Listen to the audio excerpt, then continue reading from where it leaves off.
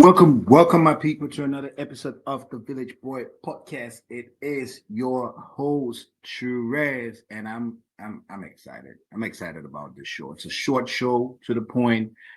Um, if you're not subscribed to the channel, go ahead and subscribe. You know, we've had this conversation before. Subscribe so that the algorithm can find you, and so we can have these conversations that only on the Village Boy platform, on the Village Boy podcast, can we have, because you're not going to see this on mainstream media, and you're also not going to see it on traditional podcasters who are just going to either tell you to the right or to the left kind of stuff.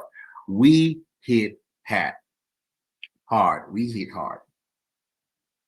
So today I saw the ambassador to the U.S. The U.S. ambassador to Israel, who, as you know, Israel is one of our owners. No, sorry, one of our strategic alliance partners.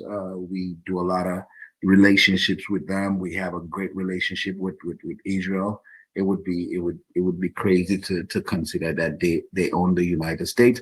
But I saw the ambassador to Israel, Mike Huckabee, who had at one point aspired to be president of the United States. He had been governor, I think, for Arkansas, and he had aspired to. Is it Arkansas? Yeah, I think it's Arkansas. He wanted to be president, and I see him today, and I'm wondering what a fine gentleman we would have had as president if he had won. Looking at the speech that he gave to in front of the Prime Minister of Israel and the Israeli Secretary of State. Sorry, my bad. The American Secretary of State, Marco Rubio. Marco Rubio is yeah, you can't really tell if he's Israeli or American, but I think definitely he's the American Secretary of State. And so let's go ahead and listen to that speech. It was definitely an amazing speech. He had a standing ovation. It was powerful. It had with Republicans and MAGA, you always have to have the Republican component, the religious component of things, and then you have the political component, and then you have the business component. So with Republicans, it's always a threefold area where you have Christ, you have chosen people, and then you have the business part of it.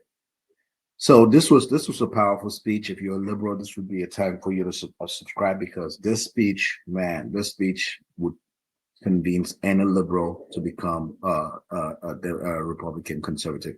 So let's listen to this powerful speech. What an honor to be here for this incredible ceremony. Mr. Prime Minister, Secretary Rubio, all of the wonderful people who made this possible by their generosity, contributing to something that is historic and something that is a living memorial of what God has done. It was 4,000 years ago here in this city on Mount Moriah where God chose his people. Okay, so right there, we've already, it was 4,000 years ago, and God chose his people. I want us to be able to make notes of this. 4,000 years ago, God chose his people. So in this case, the God of the serving God that this Republicans, it's kind of like a discriminating God. He has people that are his people. Every other person is really not God's people. I think, I don't know if I'm understanding this right, but per this U.S. Ambassador to Israel, God had at this point 4,000 years ago drew the line in the sand that these are his people. And so let's keep listening. He not only chose a people, but he chose a place. And then he chose for the people in this place a purpose. The people were the Jewish people. The place was Israel. And the purpose was to be a light to the world and to show that we don't have to look for God, because he is looking for us. And that is what so separates the long history of why this city is so important. And those of us who are not Jewish, we thank you for giving all of us a foundation of morality and decency and civilization upon which our own faith is built. Okay, so this is a Christian, Mike Huckabee, who almost became president. And he's arguing here or saying here in his speech that Israel, or at least the Jews, are the foundation of morality. Did I hear that right? The foundation of morality. I mean, morality is a nuanced word in America. What the entire world considers morality in America, that those values have been tested and pushed far and beyond. So, um, um, as somebody who has their foot in foreign outside of American world issues, maybe my concept of morality might be flawed compared to the ambassador's perception of morality in this case. And Israel is the beacon of morality, um, to at least America. It's the first time I'm hearing this, and it's a God-given initiative that they're supposed to share to the rest of the world. This is powerful stuff. For without yours, we don't have one. As I often tell my Jewish friends, you can be Jewish, you don't need me. But I cannot be who I am in my faith without. He cannot be Christian without a Jew, without the Jewish religion. So Christianity is the foundation of Christianity. What he's saying essentially is that the foundation of Christianity is Judaism. And I guess this is that far right Zionist, Christian Zionist theory about Judeo-Christian something something. I think this is the foundation of it. So it's beginning to make sense now. And this is why I said this speech was powerful, because it's eye-opening, it's revealing. Now I can go back to my Judeo-Christian faith and embrace it, because at least I understand the foundation, that the foundation is the Jewish people. And the Jewish people don't even give two F's about, or yeah, two F's about Christians. They speak Christians in Israel and stuff like that. But that's not where we're going. That's that liberal propaganda. Here we're having a honest, to the point conversation, and we're trying to look at it. So he's saying that the foundation of Christianity is Judaism, and Jews can exist without Christians, but Christians cannot exist without Jews. Out the debt of obligation that I owe to you for having listened to God and been willing to be obedient to him when he called you to this place as his people for his eternal, everlasting purpose. And I salute you and join you tonight in the celebration of this wonderful, magnificent, incredible reminder that God never has been finished with Israel, and he never will be. This is the eternal home that he has chosen. God bless you all. Prime Minister, the Jewish Secretary of State, Marco Rubio. Okay. What an honor. So this is not a minister, it's not a pastor. This is the U.S. ambassador to Israel, who sounds like a pastor, who's doing a religious speech. It's the speech in Israel for the ambassador is it's all about God and the purpose of Israel. And it feels like a pastor, a man of God talking. And ambassadors before him, most Americans did not even know the ambassador to Israel. But this is at the back of Israel having killed 70,000 people just right next door, about 20 to 30 minutes from, maybe a couple of hours. I don't know where it is, but right next door, Gaza, 70,000 women and children killed. And the ambassador to Israel is talking about God's chosen people, a purpose for religious. God has blessed them. They are the beacon of morality and purpose for humanity, especially Americans. This is a pastor talking, not an ambassador. You would not hear this speech and go, oh, that was the ambassador of America. That would be one of those far right money making pastors out there in Israel, pimping pastors, hustling. But no, this is actually the American ambassador to Israel making this religious speech about 4,000. But see, 4,000 years ago. But see, history has a way. It's very sticky. It doesn't really go away easy. So let's go ahead and watch another video, and then we try to understand something here, right? Let's watch this video instead.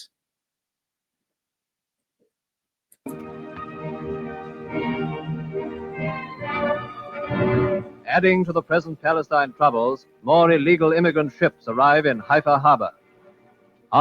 In this video goes back to I think 1946, 97, and the label is more illegal ships, more illegal people are arriving the port of Haifa in Palestine. And I'm sure they're going to explain to who these illegals are in 1946. So let's go ahead, and this is not 4,000 years ago. It's about 70 something years ago, but we're not into 4,000 years ago. It was just when they were arriving. So let's keep watching. On board, cargoes of refugees take their first look at the land they are determined to enter at any cost. Although conditions on board were bad, it's thought that the refugees had traveled more comfortably in parent ships for the greater part of their journey, a journey organized by the Jewish underground in Europe. The Jewish underground in Europe and America facilitated this travel from Europe to the port of Haifa in Palestine, which is known today as Israel. So illegal immigrants came from Europe, facilitated by the Zionists in Europe and America, to find a new home after they had been persecuted and maimed and beaten and killed in Europe. So they were basically relocating to a land that was not their own to begin with, because if it was their land, what were they doing in Europe? But let's keep having a conversation.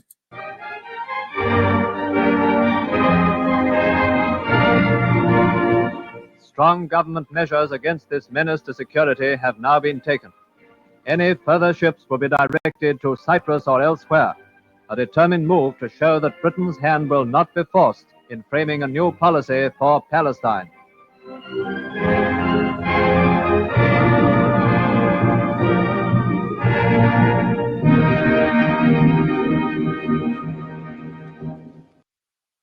So, bottom line, in 1946, after the Hitler situation, the Holocaust, Zionists in America and Zionists in the UK were able to facilitate a plan to move by now refugees who were far Europeans, European Jews who were European in Eastern Europe, Poland, and those kind of areas, relocated them to a land. So initially, the Zionists were considering Uganda. There was a part of Uganda that they wanted to see, they wanted to take and have this mass migration happen for the Jews in Uganda. And the way God would have it, he didn't want any more problems on the people that are already plagued with their own problems. So he had put this problem, these people in Uganda. They would have been trying to claim Tanzanian land, or would have been pushing all the way up to Kenya to reclaim. There would have been fights between Ugandans and Tanzanians and Kenyans continuously. So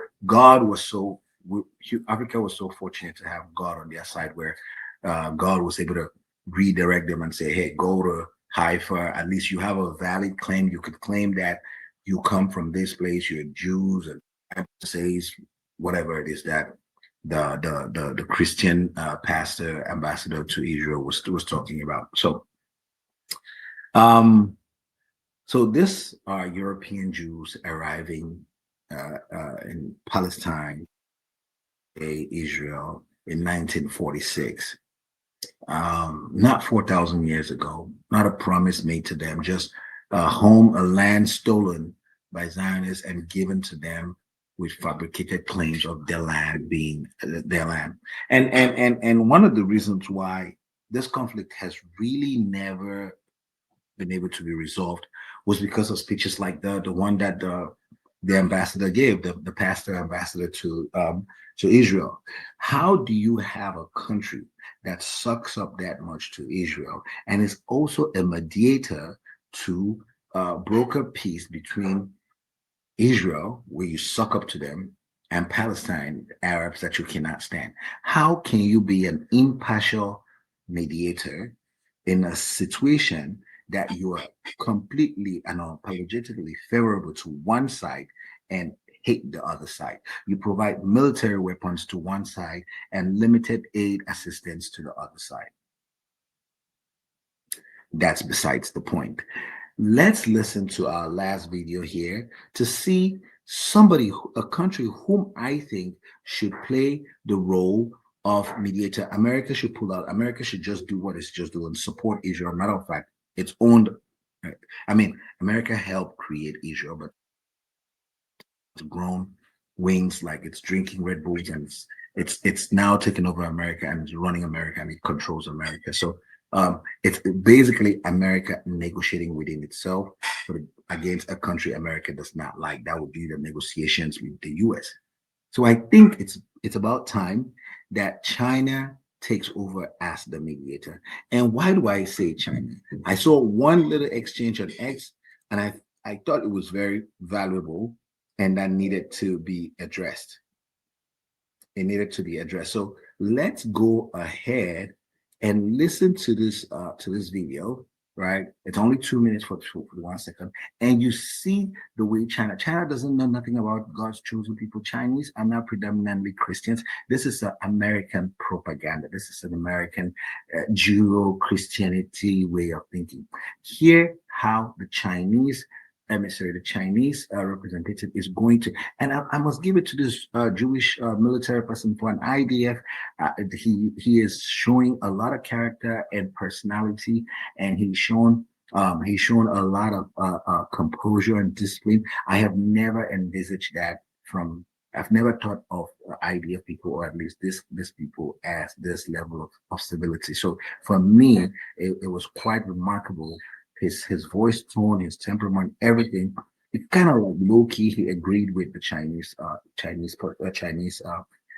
statesman. So let's listen to this video and see why I think China will be a better broker of peace in the Middle East with Israel and the home they stole in the Palestine, break it and offer them a better solution than its user operator United States would. So let's go ahead and listen. The real reason of this war is that this is the terror organization Hamas that's still holding our hostages.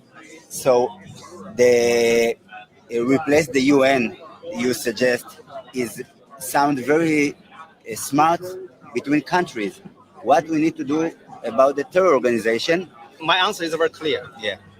Your military people should shoot the terrorists, not the children, not the women. We shoot the children and the women, and you lack legitimacy to carry out any actions in that reason. For instance, and when we have the robbers get in the bank, they rob the bank, they use the staff and the customer as a human shield. You're a policeman. If you do not kill the staff, bank staff, and the customer, you cannot catch the robbers. How can you do it? Do you think you? I don't know if you guys got the analysis or if you're able to make the claim. The Chinese military representative is saying that when a robber robs a bank, and then it takes a cashier or an employee of the bank or the customers that were in the bank and uses them as human shield. You don't walk in and kill the human shield and or the bank representative in trying to kill the robber. You try to negotiate. You try to have a negotiation, and you try to aim at only the robber. You cannot kill the customer or the cashier in explaining and saying that it's just a casualty of war. That's the point that he's trying to make. And the Israeli person in their traditional way of doing stuff is saying that, well, it's part of the plan. It's part of God's plan. We're the chosen people, and if we have to kill 70,000 people, then so be it. We have to get the Hamas. So you could see that China is not using Christianity, religion, God to argue on any point, as would America.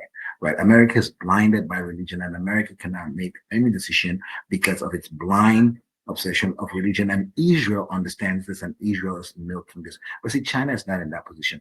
China is hitting Israel where it hurts. Let's keep listening. To kill the customer and the staff first? We really do all what we can not to hurt the citizens. to kill more than 70,000 civilians. Yeah, so Israel has killed more than seven. So right now, conservatively, because they don't let any journalists come into this war to check this, and this is like Mike Huckabee said, these are the beacon of morality, the people who are the hope for humanity. And the Chinese person is saying you've killed more than 70,000 women and children. And those numbers, that's a conservative number. It's somewhere up there over $150,000 because Israel will never, the beacon of hope, the beacon of humanity, the beacon of morality is the morality part that really gets to me. Israel and morality in the same conversation is diabolical.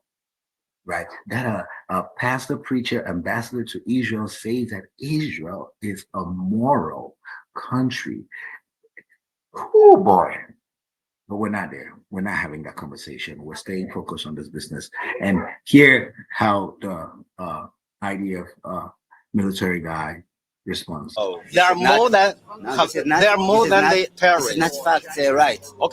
Right, so Israel has killed 70,000 people, more than 70,000 people, and the Chinese representative is saying that 70,000 is more than the terrorists, right? So you've killed more civilians than you have killed the terrorists that attacked you on October 7, right? Which rightfully so, you should defend yourself under that context. But we can go to the wider picture. We're not going to do it today to analyze that war did not start on October 7. But of course, if you attack, if Hamas attacks, Israel has the right to riposte. Israel has the right to defend itself.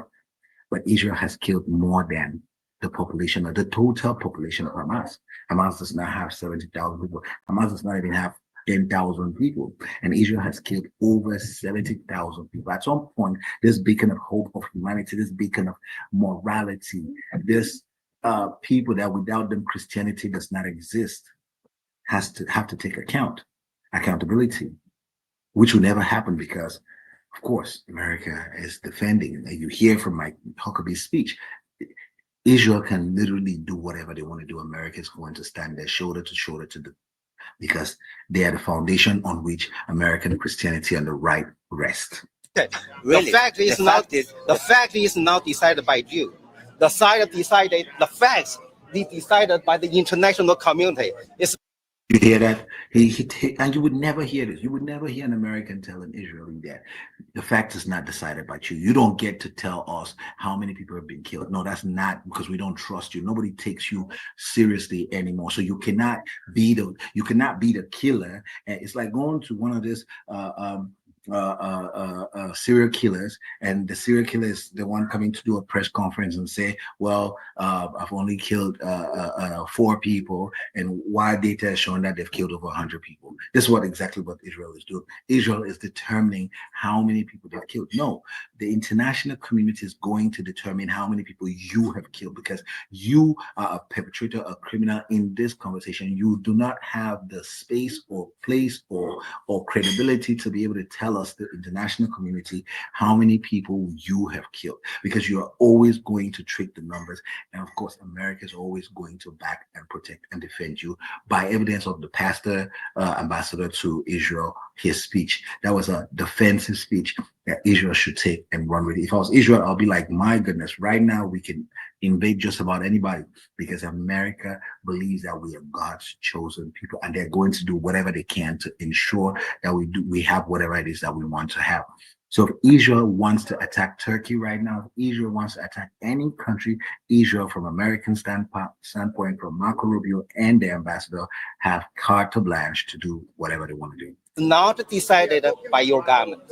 Your government have no legitimacy and the right to decide or defend what is fact. Okay. The terror attack, the terror organization, what the solution in your way of... My solution is that go to the UN, work with the UN, and agree the two-state solution to establish a state of Palestine. Then you have two states, and you can work together with the Palestinians together to fight against terrorists. Yeah, so everybody has talked at length about the two-state position, and for over 80, 90, how many years since America and UK created the state of Israel, there's never been the possibility to come to a two states, the Abraham Accord, all of these fake accords. It's simple. America is the mediator at the end of the day. America cannot provide arms to Israel, aid to Palestine, and also be a mediator. America cannot defend Israel's irresponsible action at every cost, and America cannot say Israel is an indiscriminate, it's a unconditional ally. We're going to defend Israel no matter what. We're going to back Israel, and in the same breath, America is a mediator. America cannot be anywhere on the negotiation table. Matter of fact, America should be sitting next to Israel because they're one and the same people, right? And then with some other country that is neutral, like China or Norway, some country that does not care about either one of this fantasy ideas or chosen people, morality, all of that stuff that Pastor Ambassador Mike Huckabee to Israel was flooding about how Israel is this shining light at the hill or on the hill. So you need countries that will come into the conversation and will put Israel where Israel needs to be and put Palestine where Palestine needs to be. And when we say a two-state solution, it's not that thick two-state where Palestine is existing in some kind of concentration camps and Israel gets to determine and make decision for Palestine. Palestine is going to be a sovereign state with its own airports, its own borders, its own securities, its own access to resources. And Israel is the land has already been stolen, so you are not going to take it back. So Israel is going to be contained in the original map that was given to them. They're not going to go to the West Bank or any other places. They're going to hold their territories that were already stolen. They can't take it back. They're going to hold those lands, and they're going to have their security. America can build them a dome. America can give them all kinds of assistance. America is already providing for their universal health care. America is already funding for their free college. America can fund for food for their children at kindergarten, which Americans don't think that their children should even have food at kindergarten. America can build roads. America can build a military defense. They have nuclear weapons that no other country is even allowed to have without inspection. So they get away with murder already, and America can further assure that they do that, but they would exist within a space of their own called the State of Israel. And the Palestinians are going to exist on their own in their own space called the State of Palestine, with their own airports, with their own police, with their own everything, and their own democratic system to elect their leaders. And the only honest person that I think that can mediate this kind of a deal would be China, because China is not glorified or fascinated by chosen people, morality. China just sees two people that need to come to the table and then go about their business. America should be nowhere near stations. If you do not work with the Palestinians together, you can never win the war over terrorism. But this specific war will end when the terror organization will release all our hostages and will give up his weapon, because we can't stop the war as long as we have the hostages. No, this kind of a propaganda have too many. No one believe it. Too many what? Too many. Too much. No one believe it. Except few Israelis. 抖音 So you heard it was a propaganda at the end of the story. He said that kind of propaganda, there's just too many of them. Nobody believes it. Nobody believes Israel. I mean, there's a time that you can't even have this conversation because before you finish, they've already pulled you off the air. But there's that growing frustration that Israel has carte blanche to do just about whatever it wants to do, and the younger generation is beginning to fight that. The older, more conservative, more Israel is God's chosen people, morality based, and they can kill just about whoever they want to kill. They can attack any country, any sovereign country that never attacked them. Israel gets to do whatever it wants to do at the behest and protection of America. Those things are going to change, and they're going to change in real time, and we're going to. Israel is going to be held accountable more and more.